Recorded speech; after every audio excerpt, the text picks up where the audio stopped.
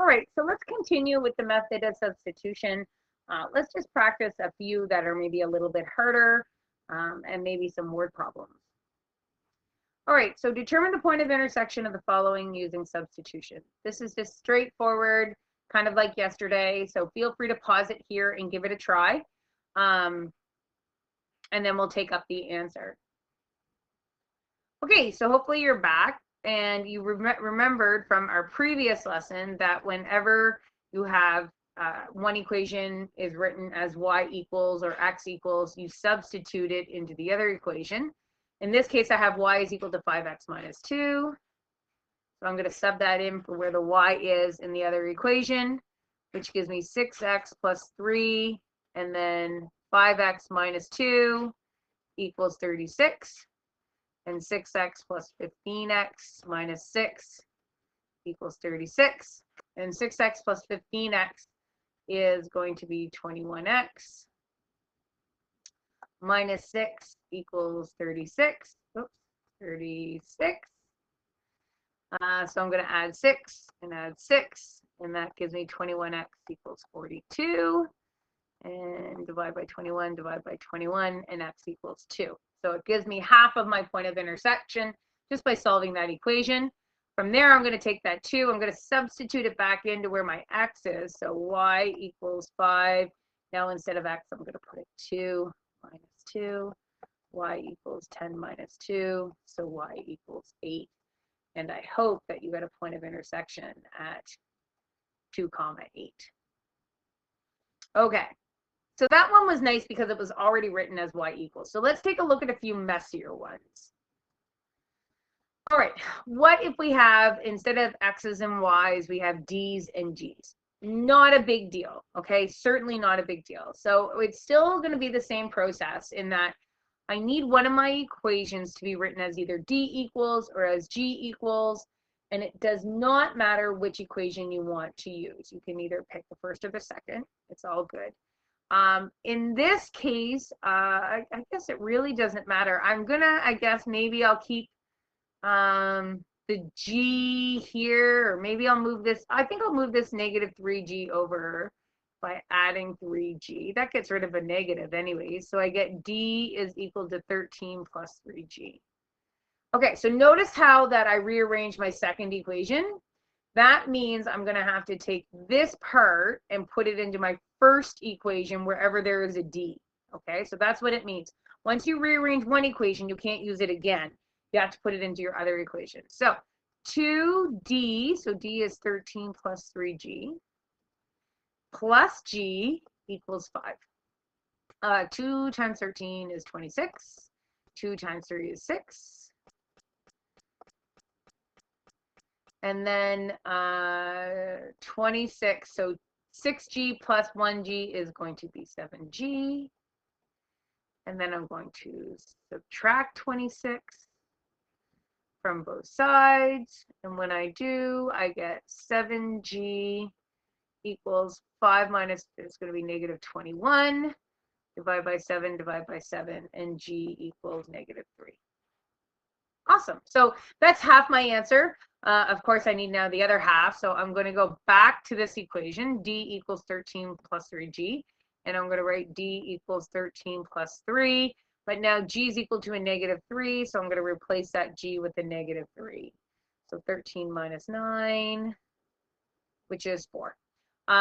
So when it comes to like what goes first, the d or the g, we normally write this like in alphabetical order. So because d comes before g, I would write it this way. So 4 comma negative 3, like that is my point of intersection.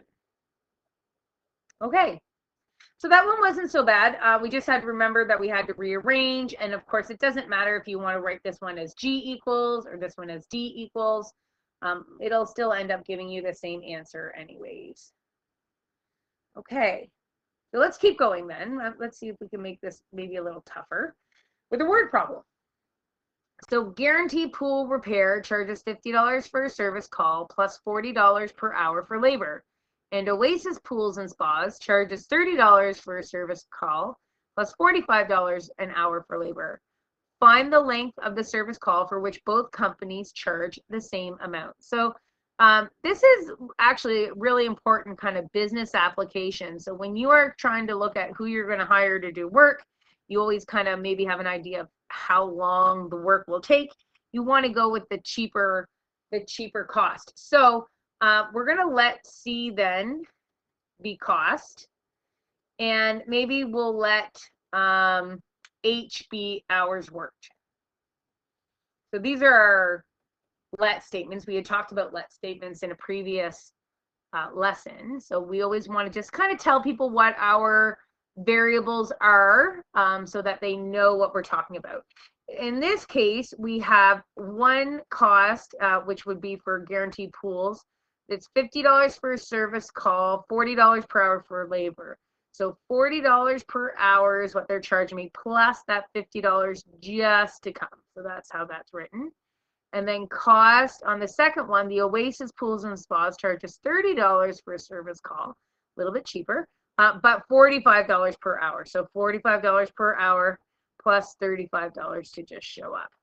Okay, so before we used to graph this and kind of see, you know, where our point of intersection is, but now what we can do is, since, actually this is really nice. So since cost is equal to this, so cost is equal to this amount and cost is equal to this amount, I'm going to replace my C right here with this equation, and we can solve for this. So I'm going to replace this cost with what C is equal to in my previous equation. So 40H plus 50 is equal to 45H plus 35. Okay, I'm going to subtract 40H from both sides, and that cancels out, leaving me with just 50. 45 minus 40 is 5H plus 35. And then I'm subtracting 35. 5H is going to be 15. Divide by 5, divide by 5. So H equals 3. So if they come for 3 hours, so that's what that means. If they come for 3 hours, they're going to charge the same amount. Okay, so H equals 3 is the 3-hour mark. It doesn't matter which company you go with, they're both going to charge the same amount. Now, I want to know, what is that cost? So I can pick either one of my two equations. Let's go with the first one. So 40H, so 40 times 3 plus 50 is 120 plus 50, which is $170. So after 3 hours, it doesn't matter if I go with company number 1 or company number 2. I can see that they would both cost $170. Okay. Now, I want us to just try a couple of harder points of intersections, ones that are going to be a little bit messy. So we're going to be looking at those fractions and solving. So this one, notice we do not have an X or a Y all by itself, isolated, right? So we're going to have to rearrange. When I look at this, I think, oh, jeepers, you know, what's the best way? And do I want a denominator with 3 or with 5 or with 4? So it doesn't really matter. Kind of pick whatever you want. I think what I'm going to do is I'm going to take this first equation, just only because it's first, and I'm going to write it as y equals. And then that way I can replace the y in my second equation with whatever it's equal to. Okay, so I got to do a little bit of rearranging here. 3x plus 5y equals 2. If I'm trying to get y all by itself, I'd have to subtract 3x from both sides. That would leave me with 5y equals 2 minus 3x. And then to get y all by itself, I have to divide everything by 5. So y is equal to 2/5 minus 3x fifth. Oh dear, right? Like, that's certainly messy. And that is what I need to replace into where there's a y in my other equation. So let's do this. 4x minus 3y. So y is now going to be 2/5 minus 3x fifths equals 5. All right. Oh man, this -3 is going to have to be multiplied inside.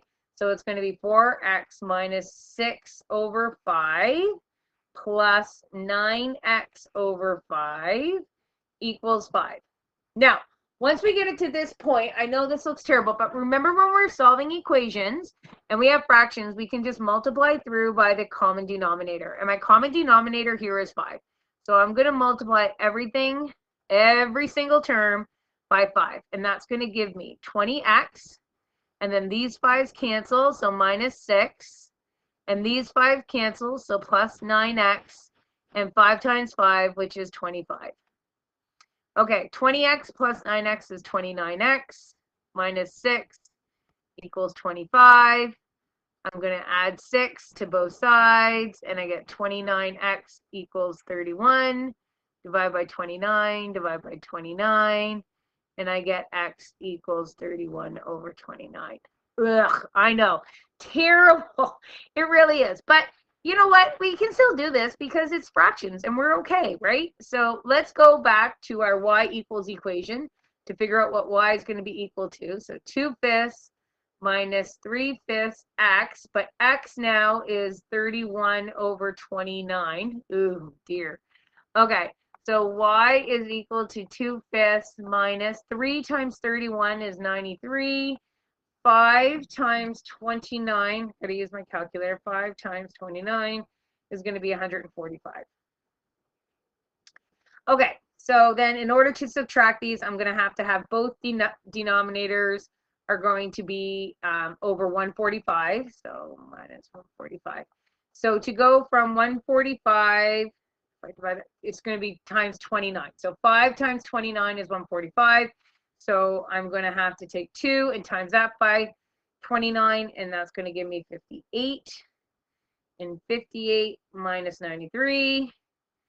So y equals negative 35 over 145.